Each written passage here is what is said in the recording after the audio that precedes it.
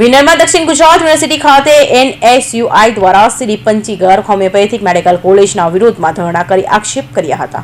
વીર નર્મદ દક્ષિણ ગુજરાત યુનિવર્સિટી ખાતે એનએસયુઆઈ વિરોધ કર્યો હતો. એનએસયુઆઈ સંલગ્ન સીડી પગેર હોમિયોપેથી મેડિકલ કોલેજ દ્વારા વિદ્યાર્થીઓ પાસેથી ખોટી રીતે ફી વસૂલાતી હોવાનો આક્ષેપ એનએસયુઆઈ દ્વારા કરાયો હતો. તો કોલેજના એમડી વિદ્યાર્થીઓ પાસે 50,000 ફી વસૂલવાની હોવાના આક્ષેપો કરાયા હતો. BHMSના વિદ્યાર્થીઓ પાસેથી 65,000 અન્ય ફી વસૂલાય છે. કોલેજ દ્વારા લેવાતી આ ફીની વિદ્યાર્થીઓની રસીદ પણ આપવામાં આવી નથી. વિદ્યાર્થીઓ રસીદ માંગે છે તો તેમને કાગળ પર લખીને આપી દેવામાં આવી છે. આ ઉપરાંત કોલેજ દ્વારા વિદ્યાર્થીઓના તમામ ઓરિજિનલ ડોક્યુમેન્ટ પણ જમા કરાવી લેવામાં આવ્યું છે.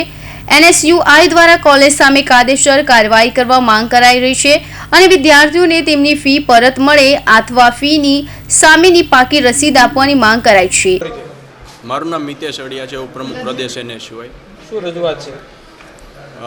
VNSU સંલગ્ન સીડી પંચીગર હોમિયોપેથિક મેડિકલ કોલેજ જે સુરત ખાતે આવેલી છે, ત્યાં જે એમડીમાં અભ્યાસ કરતા વિદ્યાર્થીઓ પાસેથી લગભગ 50,000 જેટલી આ લોકો અન્ય ફી લે છે. બીજું કે જે BHMSમાં અભ્યાસ કરે છે એમની પાસેથી 65,000 જેટલી આ લોકો અન્ય ફી લે છે, જેની કોઈ પણ પ્રકારની ફી રસીદ કોલેજ દ્વારા આપવામાં આવતી નથી. જેને લઈને અમે VNSU કુલસચિવ સાહેબને 2-3 વાર આવેદનપત્ર આપીને પણ રજૂઆત કરી છે, પણ કાંઈક ને કંઈક અમને એવું લાગી રહ્યું છે કે યુનિવર્સિટીની ને કોલેજની આમાં મિલીભગત હોઈ શકે, કારણ કે આ લોકોએ હજી સુધી કોઈ પણ પ્રકારની કાર્યવાહી કરી નથી.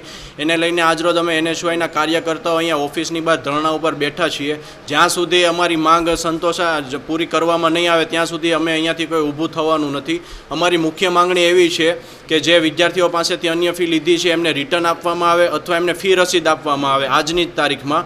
અને બીજી વસ્તુ એ કે જે આ લોકોએ વિદ્યાર્થીઓના ઓરિજિનલ ડોક્યુમેન્ટ જમા રાખ્યા છે એ પણ એમને પરત આપવામાં આવે અને કોલેજ ઉપર કાયદેસરની કાર્યવાહી કરવામાં આવે. અને વિદ્યાર્થીઓના જમા કરાયેલા ઓરિજિનલ એજ્યુકેશન ડોક્યુમેન્ટ પણ પરત આપવા માંગ કરાઈ હતી. Bureau report, Hind TV news, Surat.